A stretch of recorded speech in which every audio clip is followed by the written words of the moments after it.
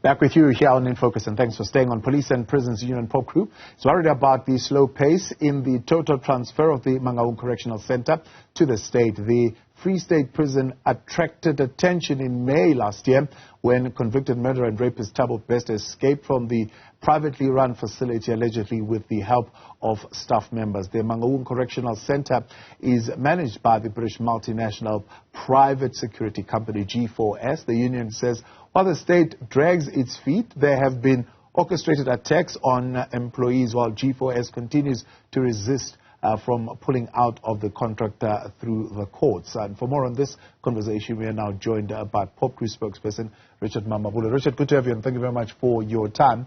I mean, there were back-to-back briefings that were done on this particular matter, with the minister saying that they have now taken over control of that correctional facility. In fact, even the commissioner saying they've got their people now. G4S is merely just handing over to them to run that facility in full. What has happened?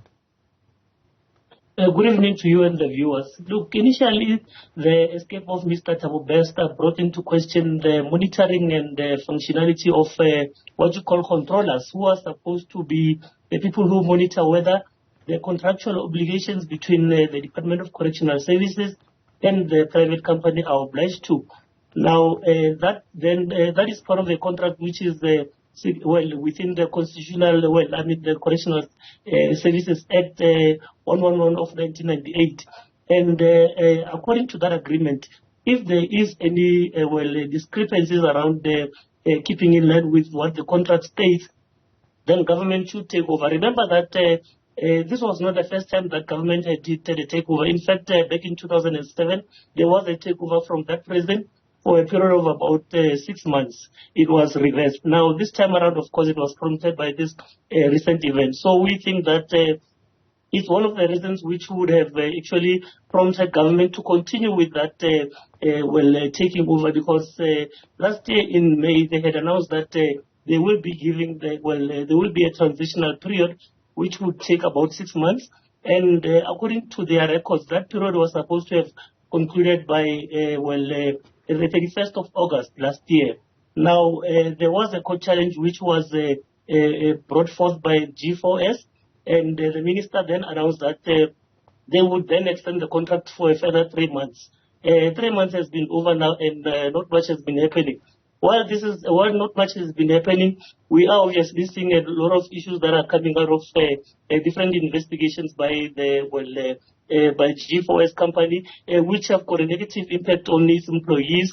And of course, I think the main worrying thing again is the fact that government spends over 1 billion rands on an annual basis on the 2 private prisons within the country. So we have always been against the privatization of these correctional facilities. And of course, I think you would know that these companies are mainly focused on profit maximization as opposed to the core mandate of the DCS, which is to ensure that there is rehabilitation.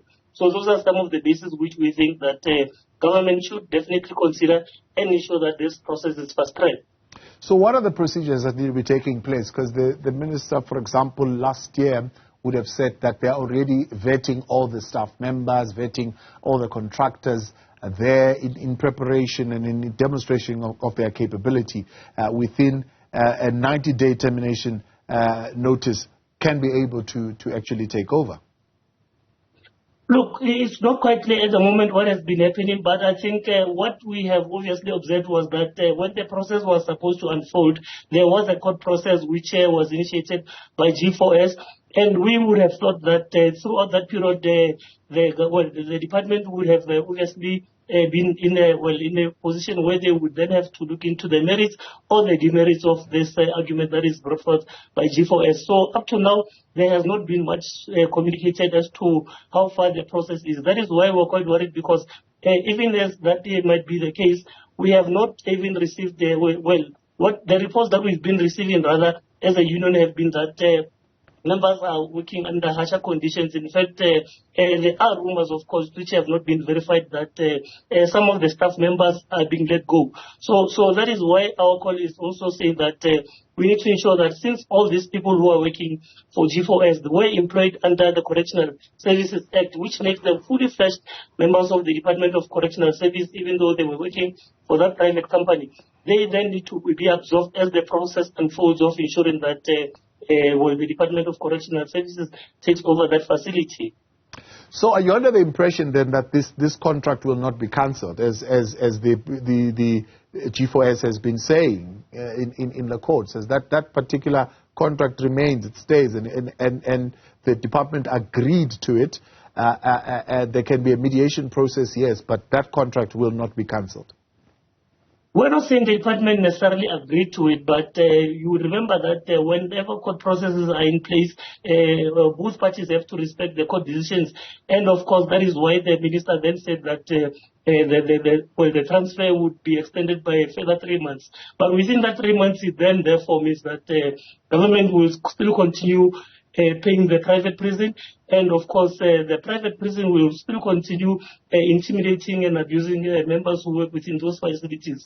That is why it's of a huge concern for us that the 3 months that was extended has lapsed already, and we need to start seeing action being taken by the Department of Correctional Services to conclude that process.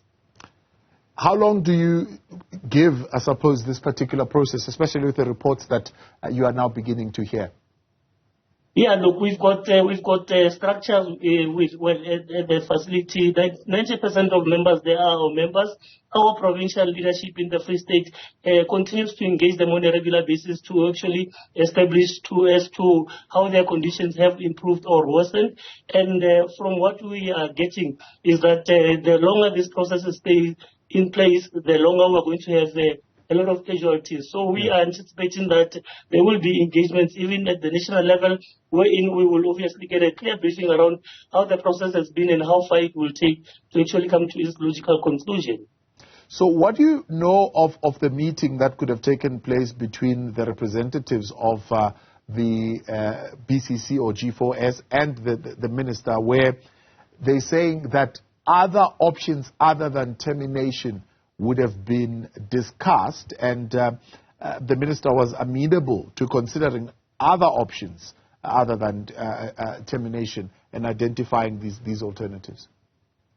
Well, we are not privy to that information. Like I said, that what we can only do at this time is to ensure that our representatives at the national level do engage with the ministry, because we've got open channels where we can engage with them. And out of that, we are hoping that we will get a speedy resolution as to how far the process is to take place. And of course, if there are any other considerations, it will then be discussed there. But for us as a union, our standpoint is that we need to do away with private prisons. Even before the Thabo Bester matter came into the light, we were consistent about saying that it's a waste of taxpayers' money. And of course, these funds could have actually been used for better use in ensuring that we improve the other correctional facilities across the country, in ensuring that they've got sufficient facilities, but as well as ensuring that they become self-sufficient in the long future. The priority of private prisons has never been rehabilitation. That is the role of government. And government cannot outsource its security responsibility to private individuals. All right, that is Richard Mamabolo. I appreciate your time. Thank you very much for coming on, spokesperson for Popcru.